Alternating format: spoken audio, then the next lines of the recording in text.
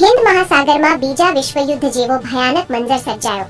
અમેરિકાએ આંતરરાષ્ટ્રીય જળસીમામાં ઈરાની યુદ્ધ જહાજ આઇરિસ બેના, જેને અમેરિકા સુલેમાની કહી રહ્યું છે, તેના પર હુમલો કરી તેને ડૂબાડી દીધું. શ્રીલંકાના દક્ષિણી તટ પર સર્જાયેલી આ દુર્ઘટનામાં અત્યાર સુધી 80 ઈરાની નાવિકોના મૃતદેહ મળી આવ્યા છે, જ્યારે 32નો બચાવ થયો છે.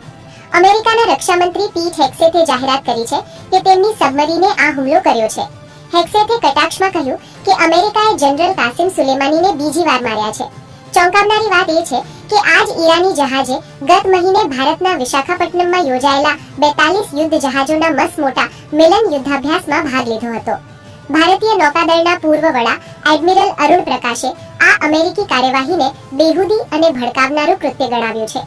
તેમણે ચેતવણી આપી છે કે દરિયાની વચ્ચે આ રીતે જહાજ ડૂબાડવાથી વૈશ્વિક વ્યાપાર જોખમાશે અને ખુલ્લા સમુદ્રમાં દહેશત ફેલાશે.